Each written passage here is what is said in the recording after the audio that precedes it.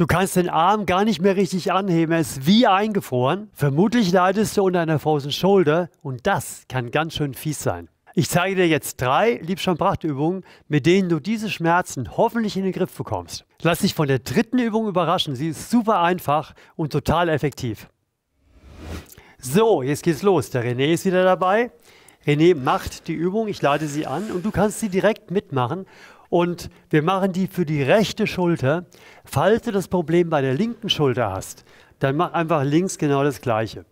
Bei der Frozen Shoulder ist ja das Problem, man kriegt den Arm nur in eine bestimmte Höhe und dann tut sich gar nichts mehr und es tut irrsinnig weh. Und deswegen gehen wir auch ganz praktisch mit dieser Situation um. Das können die meisten. Ja? Und jetzt geh einfach so weit nach oben, bis du merkst, es fängt unangenehm in der Schulter an zu ziehen. Bleib mal bitte so, weil gerade bei der Frozen Shoulder ist ja so, die Leute wissen ja genau, was sie machen können und wo dann dieser Bereich beginnt, wo es relativ schnell von einer Spannung in eine größere Spannung in den Schmerz reingeht und diesen Bereich, den gilt es zu finden. Angenommen, bei dir ist es jetzt in diesem Winkel. Es könnte auch in diesem oder in diesem sein. Ja? Ist eigentlich egal. Geh in den Winkel, auf dem Bauch liegend, den Arm gerade rausgelegt, wo du merkst, jetzt beginnt es unangenehm zu spannen. Dann lässt du den Arm dort liegen und legst das linke Bein etwa 30 cm nach links und das rechte Bein parallel dazu so ran, dass du so einen Knick praktisch dort bekommst. Das ist wichtig, dass du für die Übung den Winkel des Armes nicht veränderst. Ja? Der andere Arm stellt sich auf, als würdest du so eine Liegestütz machen wollen. Und damit kontrollierst du das alles. Und um das Drehen, was jetzt kommt, noch leichter zu machen, legst du dein linkes Knie raus, beugst dein Bein und legst das linke Knie raus und hast jetzt den Körper schön unter Kontrolle, um hier in diesem Bereich, wo der Schmerz ist, genau so vorsichtig dich reinarbeiten zu können, dass es gerade noch gut erträglich ist. Weil selbst bei der schlimmsten Frozen Shoulder, mit den schlimmsten Schmerzen, gibt es eine Position, die ist schmerzfrei, ja, oder da tut sich auf jeden Fall nicht viel, oder der Schmerz nimmt zu. Und das einzustellen ist die Kunst dabei. Jetzt fängst du ganz vorsichtig an, René, und drehst deinen Rumpf erstmal den Kopf nach links und drehst dich immer weiter hoch. Stopp mal hier, angenommen. Jetzt fängt die Schulter richtig an weh zu tun, bleibst du genau in dieser Position und arbeitest dich dann immer Stückchen für Stückchen noch weiter rein. Mach das ruhig mal. Du hast ja keine Frozen Shoulder, musst ja so tun, als ob du eine hättest. Ja? Aber wir zeigen das mal so, dass du genau, wenn du betroffen bist, es genauso machen kannst. Und dann stoppst du immer da, wo du merkst, oh, jetzt tut es so weh, dass ich es nicht mehr gut wegstecken kann, ja? Dass es nicht gerade noch positiv ist oder nicht mehr gerade noch positiv ist. Roland, wenn die Leute dann üben und es wird besser, ist es dann wichtiger, den Arm höher zu legen oder ist es wichtiger, höher zu Das ist eine super gute Frage. Den mal weiter, du zu Hause auch, ich beantworte sie kurz. Während einer Übung bleibt alles so, wie es ist und der Körper rotiert, wie wir es jetzt gleich machen. Einen Tag später gehst du wieder rein und fühlst, und es kann sein, dass einen Tag später der Arm dann hier liegt. Und dann machst du in der Position wieder das. Das heißt, der Winkel, den du einstellst, am Bauch liegend und der Arm läuft langsam höher, das ist das entscheidende Kriterium. Und dann kommt die Körperdrehung als Verstärkung hinzu. Ja? Aber war eine gute Frage, danke dafür. Jetzt drück bitte mal mit dem Arm ein bisschen gegen den Boden und noch ein bisschen mehr. Und du machst es auch, je nachdem, was deine Frozen Shoulder sagt. Ja? Die darf nicht zu hoch im Schmerz gehen, immer so, dass es gerade noch gut erträglich ist. Also du merkst schon, wir gehen an den Rand des Erträglichen und dort gewöhnen wir die Schulter wieder, sich normal zu verhalten. Das ist ein Gewöhnungsprozess, der halt Stückchen für Stückchen gemacht werden muss, damit die Schulter nicht in eine Gegenreaktion kommt und dagegen rebelliert. Ja? Press immer noch in den Boden rein? Lass los, geh ein bisschen weiter. Ja. Und das wiederholen wir nochmal, wieder in den Boden drücken. Und auch wenn es bei dir wesentlich weniger möglich ist, das Reindrehen als beim René, völlig egal. Du hörst nur auf deinen eigenen Schmerz, du hörst nur auf deinen Körper. Und dann kommst du wieder langsam zurück. Und jetzt probierst du, den Arm nach oben zu heben, ohne diesen Winkel zu verändern, nach oben oder nach unten. Ja? Der Arm muss genauso bleiben und du hebst ihn höher. Ja, heben so weit, wie es geht. Und du auch. Wieder darauf achten, es darf nicht wehtun, ja, nicht zu sehr.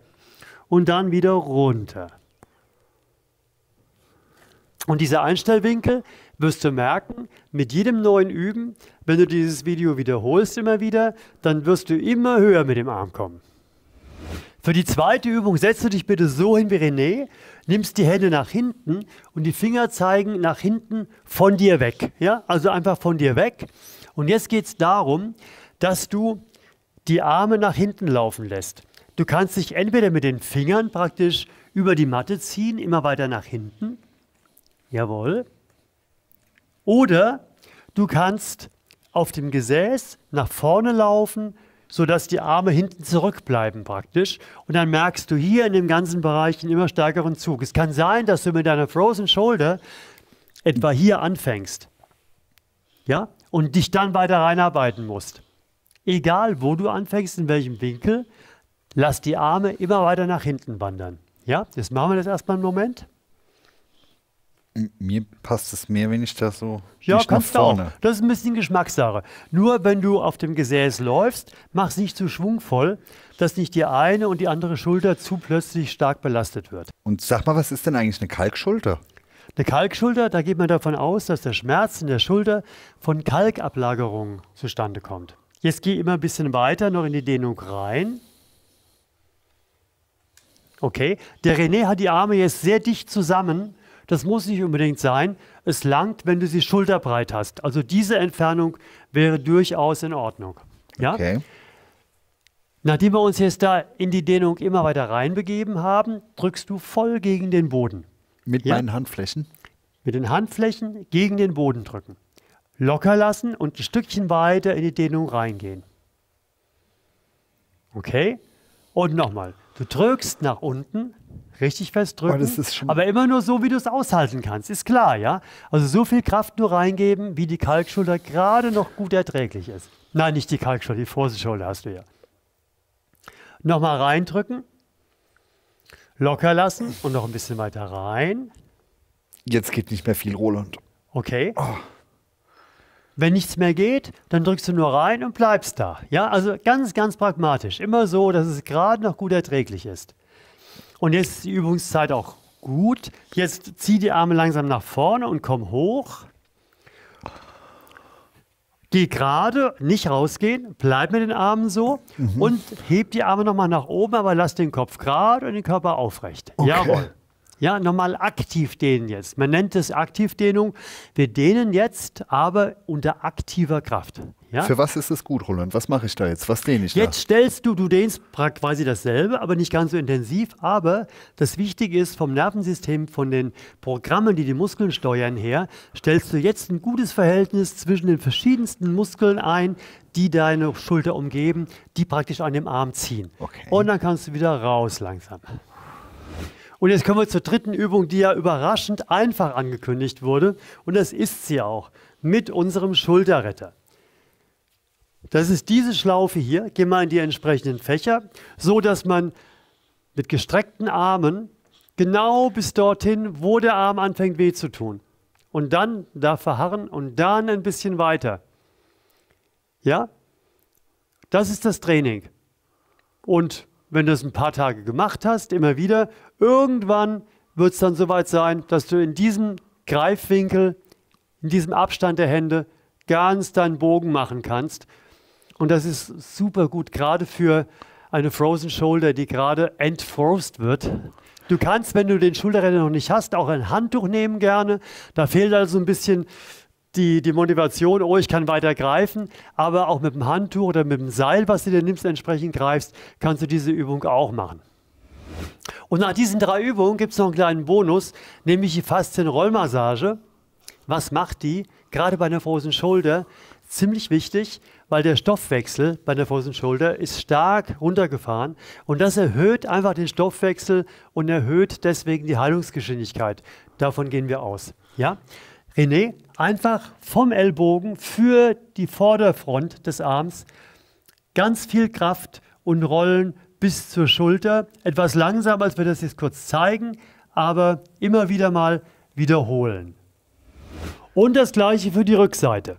Richtig festdrücken und schön bis zur Schulter laufen lassen, auch ein Stück aufs Schulterblatt noch hinauf.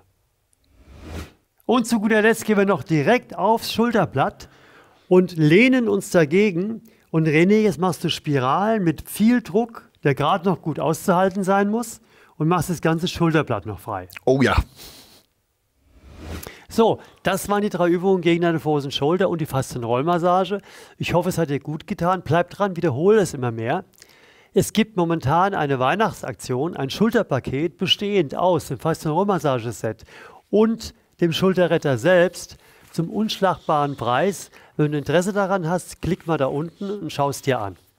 Und weil du natürlich weiter üben willst, kriegst du hier oben eine Routine gegen Schulterschmerzen. Hier unten kannst du unseren Kanal abonnieren. Aktiviere auch die Glocke, dass du kein Video verpasst. So sieht's aus. Ciao. Ciao, ciao.